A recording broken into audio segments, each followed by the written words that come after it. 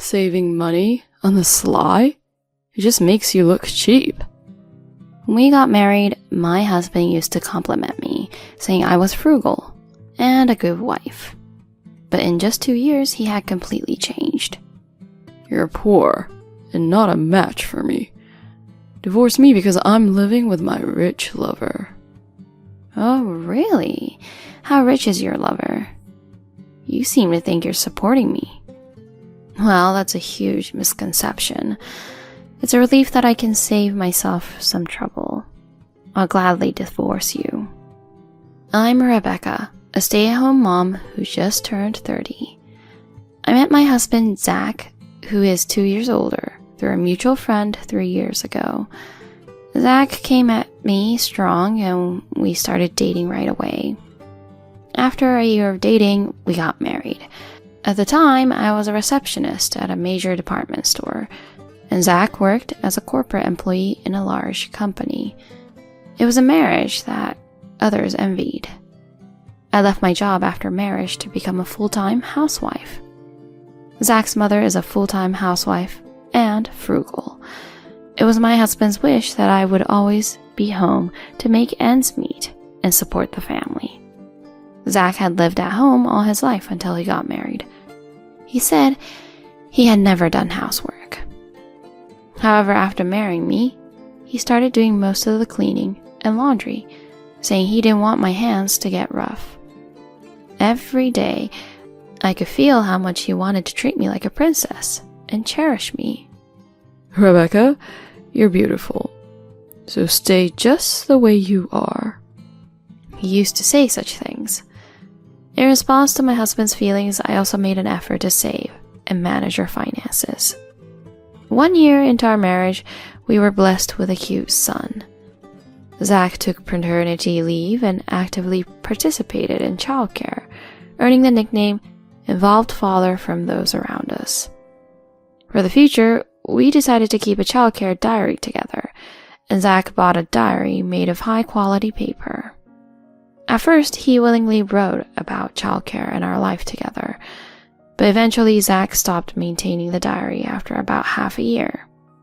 Nevertheless, I continued to keep the diary, intending to show it to our son someday. Zach's attitude changed dramatically around the time our son turned 1. Not only did he stop keeping a diary, he stopped taking care of the baby. He stopped doing any housework that he used to take the lead on. Moreover, he started finding fault with my childcare and housework. He began to complain. Your food just tastes poor. You should dress this kid in better clothes. The house smells and it's depressing. The husband who used to praise me for being good at saving money? Where did he go? Moreover, he started coming home unusually late, and the opportunities for the three of us to have dinner together became almost non-existent. On weekdays and holidays, he would go somewhere by himself. When I asked him where he was going, he said he had to go outside because the house smelled so poor.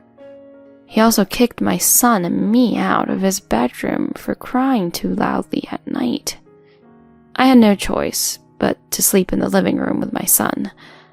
Eventually, Zach stopped even holding our son. Then one day, after sending Zach off to work and finishing cleaning and laundry, and as I was preparing to take our son to the park, the doorbell rang loudly. Hello? Looking through the peephole, I saw an unfamiliar woman standing there. Regretting my hasty response, I decided to open the door. Good morning. Do you know who I am? The woman, adorned in branded items from head to toe, spoke politely. I shouldn't have any acquaintances like her. After pondering for a moment, correct. I'm Zach's girlfriend. This kid is your son, right? And you're the wife. She started talking. I couldn't make sense of the sudden situation, and I was about to take the word of a woman who had just arrived out of the blue.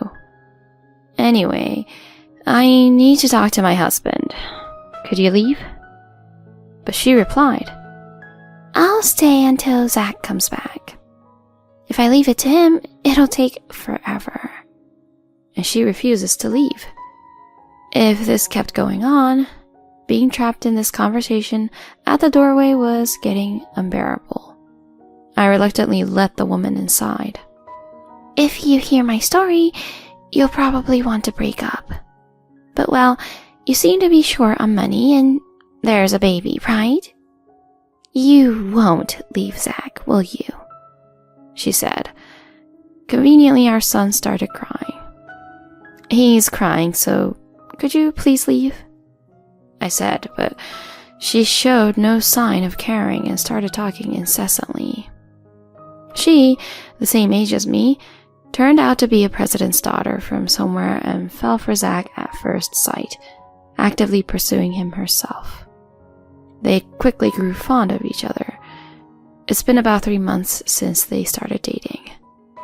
Suddenly, she showed up uninvited, not even paying attention to the crying baby. I couldn't believe how little etiquette today's president's daughters seem to have. "Do you know what Zach says about you?" The woman couldn't stop talking. "Before marriage, you had a low income, but you worked as a receptionist and he could proudly showcase your beauty. However, now you have no income and give off a poor auntie-like vibe that he can't introduce to anyone. Your food smells like poverty. You insist on home daycare for your son, who's already a year old, until he's 3, but you're a stay-at-home mom who doesn't make enough money, so you just can't leave him in daycare. He calls you a parasite for not working and living off him just because you two have a child. There's more, but do you want to hear it?" That's enough. Apparently, Zach is having an affair with this woman. Anyway, I will talk to my husband. I shoved the woman out the door. "Hurry up and get a divorce, okay? Oh, and I don't want that crybaby either." With these parting words, she finally left. What on earth was that? "He's a messed up father," I muttered while soothing my son. Late at night, Zach returned home. "I have something to talk about." What is it? Are you tired? If it's just complaints about parenting, say it somewhere else. His usual dismissive response. But I said, "Today, a woman claiming to be your girlfriend was at our place." As I began speaking, Zach's face turned pale for a moment, and he began to get flustered. However, he quickly composed himself and said, I'm the one earning the money, you know. You can divorce me if you want. A poor woman like you can't survive without me, right? Even now you're struggling with childcare. Working and raising a child is impossible for you. Oh, and even if you work, with your abilities, can you support the child? Trouble will just come your way. He began threatening. You, who seem to lack intelligence and rely only on your appearance, should be grateful to have someone like me, unaccomplished individual with high education and income, as your husband. Oh, and looks-wise, aren't you already an old woman now? He began making a series of demeaning remarks, looking down on me. My husband, Zach, who criticized me, while conveniently ignoring his own infidelity, shocked me more with his words than his affair. I regretted marrying such a man, wondering if I had given too much. The only solace was the presence of our adorable son. From that day on, Zach boldly maintained contact with his affair partner, even going on trips with her. A mutual friend who introduced us attempted to advise him to end the affair, but he turned a deaf ear. Our friend grew exasperated as Zach became increasingly infatuated with his lover. Eventually, he stopped providing the $2,000 monthly allowance he used to give. In the midst of all this, I succumbed to the fatigue of childcare and the stress of the situation, experiencing a decline in my health. Our son's still very young and our house was in disarray. Yet Zach continued to spend time with his affair partner without lending a helping hand. My husband would not help me, so I had to use a local childcare sitter and housekeeping service to get things done. When my husband Zach found out about it, utilizing the local welfare system instead of hiring a babysitter or a housekeeper directly? You're really going for those petty savings. It just reeks of poverty. With these words, any lingering sympathy I had for Zach disappeared completely. I began contemplating when to bring up the topic of a divorce. I was caught up in childcare and had disheveled hair, so Zach looked at me and said, "What's with that damaged hair? Can't you even take care of your hair? You're finished as a woman." He gazed at me as if looking at something dirty. Then he continued, "It's just not working out. You, a poor woman, aren't a match for me. Let's get divorced because I'm living with my wealthy mistress. Seems like she doesn't want a kid, so I'll give it to you." He handed me the divorce agreement. I've been waiting for this. It saves the trouble of me saying it myself, and there won't be a custody battle. I was secretly jumping for joy. "Gladly," I said, as I accepted the divorce agreement. Is that okay? "What do you mean? You're the one who brought it up." Zach looked surprised as he observed my lively demeanor. "I guess my parents would want to see him once a month. I'm creating a new family, you know? It's like having an extra burden, and I don't want to see him if I don't have to." He says, "I'll hand over child support during visitations. About $140 a month until he turns 18. It's enough for your poor son, right? Even after divorce, I'm doing the right thing. Aren't I generous?" He stated an amount well below the standard child support calculation table, and I couldn't tell if he was ignorant or just stingy. It was unexpected for him to bring up child support. But I'm not only claiming child support, but also alimony. I look forward to it. I immediately began preparations to leave the house. As I packed my belongings with my son in my arms, Zach approached and said, "A single unemployed mother like you can't afford rent, right? Can you even find a place to rent? You're practically an outcast with no family to return to. I live in the luxurious mansion of my affair partner. I'll do you a final favor, sending your belongings. It's probably some rundown apartment near a supermarket, right? Leave your new address." I remained silent and left a paper with the address on the desk. A few days later, Zach visited my house with a moving company. Despite being outside of town, Zach had made the effort to visit. It seemed like he had come for reconnaissance, thinking the address would be different from what he expected. "Huh? Why are you living in a place like this? Found yourself a new man, huh?" He asked with wide eyes. My new residence was in a well-known area, famous for the wealthy mansions. My father died of illness when I was very young. My mother raised me with her own hands, but she died 3 years later as if to take my father's place. Then my maternal grandparents raised me. My grandmother also died when I was 20. My grandfather was a well-known wealthy man who died 2 years before I married Zach. My mother was an only child, and to my grandparents, I was their only grandchild. So the whole estate was inherited by me. It's a house I own. Since we got married and moved out of town, it has been vacant. Combined with other properties, it's worth around $1 million. I haven't been able to manage it properly. As you mentioned, being a parasite and poor, it's not as grand as your lover's residence, but it's a comfortable place to live. I spoke with a touch of sarcasm. Zach couldn't hide his surprise.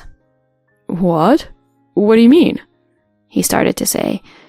I didn't want to waste my time and energy explaining it to this man, so I kept silent. So that means it's my asset too, right? Surely even after a divorce, I should have rights to half. It's shared property, so hand over half, whether it's money or land. Give me my fair share. He made this outrageous demand, leaving me completely astonished. It's premarital property, so it doesn't become shared property. You, being highly educated and earning well, should know this common knowledge. Who told you that? Your face might be good enough for a new boyfriend. Are you a lawyer or something? He continued with absurd statements. As I stayed silent in disbelief, Zach, as if adding fuel to the fire, continued with more and more absurd statements. Unable to bear it any longer, I spoke up. I'm not relying on anyone for support. The statements I made earlier are common sense, I believe. I was enrolled in the law school, so I have some knowledge, although I haven't used it at all because it's basic common knowledge. At this, Zach responded. What? Weren't you just a high school graduate? I've never heard about that, you traitor, he shouted. I think you're making assumptions about everything, and I think you have made up your own mind about me. And the one who deserves the name traitor is you, the one who cheated on your wife, I said calmly. Then Zach said, What's with that tone? If that's the case, you must be rich. Return the moving expenses. Also contribute to our moving expenses as compensation, he demanded. As you've mentioned before, I'm just a poor person with a total asset of only $1 million. It's beyond my means to accommodate the demands of someone involved with a wealthy partner. Therefore, I'll graciously accept your kindness for the moving expenses as planned. Also, I'd appreciate if you could clarify what the compensation is for. I replied sarcastically. Zach couldn't counter and left muttering complaints. The next day he called. What's going on? The cancellation penalty for the house is $7,000, which is 2 months' rent. What does that mean? The rent is $3,500 per month? He exclaimed in a panic. It's a standalone house in an upscale residential area. Didn't you find it strange? It was originally my own house, but a month before the divorce I transferred the rights to another owner and continued living there as a rental under your name. You left me in charge of the house, and it helped that you initiated the divorce. Zach, who had been living with his parents all this time, seemed to be unaware of not only the rent, but also the overall cost of living. Was I living in your house? Being supported by you? Even over the phone, his stunned expression was palpable. A few days later, Zach called again. Hey, what's the deal with child support of $550 and alimony? You're rich, so you don't need it, right? He seemed anxious. In fact, while I was preparing for the divorce, I had recordings of his verbal abuse and evidence that he didn't give me my living expenses. The luxurious diary Zach had prepared had subtly transformed into a notebook documenting not only our child's growth, but also the emotional abuse by my husband. This became another crucial piece of evidence. Furthermore, I had employed a detective agency to obtain evidence of Zach's infidelity. With a lawyer in place, I claimed substantial alimony from both emotional abuse and adultery. I initially had no plans to request child support, but despite having assets, I was unemployed. For the sake of my son, I decided to ensure Zach contributed as a responsible father and included child support in the claim. So you did have a lawyer after all? He started to say that. The lawyer I hired was a woman. It's unbelievable. Zach's level of misconceptions is so pitifully amusing. I can't help but laugh. And then the detective agency's investigation revealed something even more outrageous.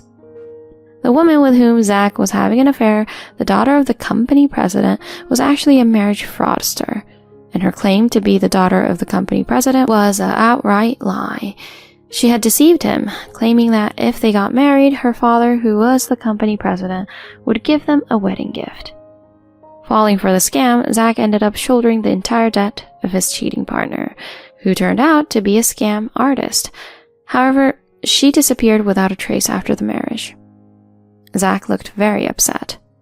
And Zach, whose wallet is completely empty, "Can you let me stay until I find the next place?" He said this, once again stating something unbelievable. Furthermore, "You must own some apartments, right? Give me at least one free room as a former couple's goodwill." He started making all sorts of demands.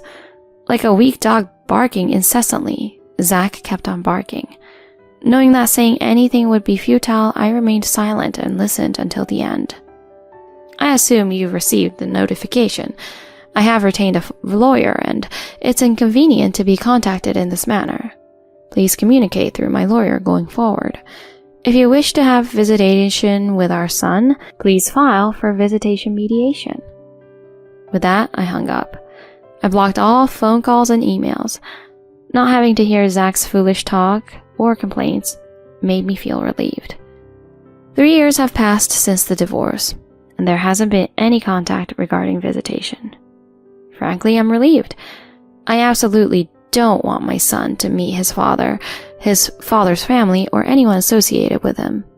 If you are cornered and end up adopting a close-minded personality, it can be quite challenging. I never want to see my ex-husband's face for the rest of my life, and I don't want to show mine to him either. I don't want to be involved.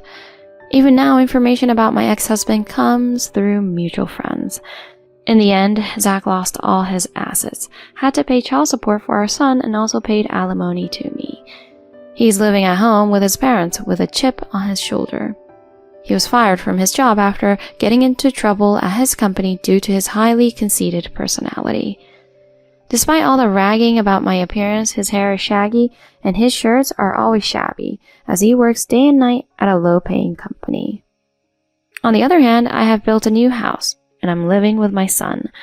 The large mansion that my husband also knows about was put up for sale, and we built a completely new house in a different area. I also effectively managed other neglected assets, enabling us to generate income.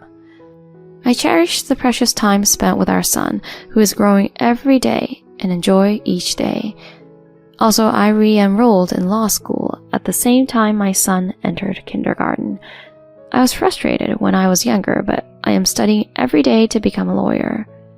The alimony from Zach is well spent on my tuition. Like the cool female lawyer who helped me, I want to strive to become a reliable woman and a proud mother to my son. Life is still ahead of us. I'm going to erase what happened with my ex-husband from my memory and live with my beautiful son, enjoying life together.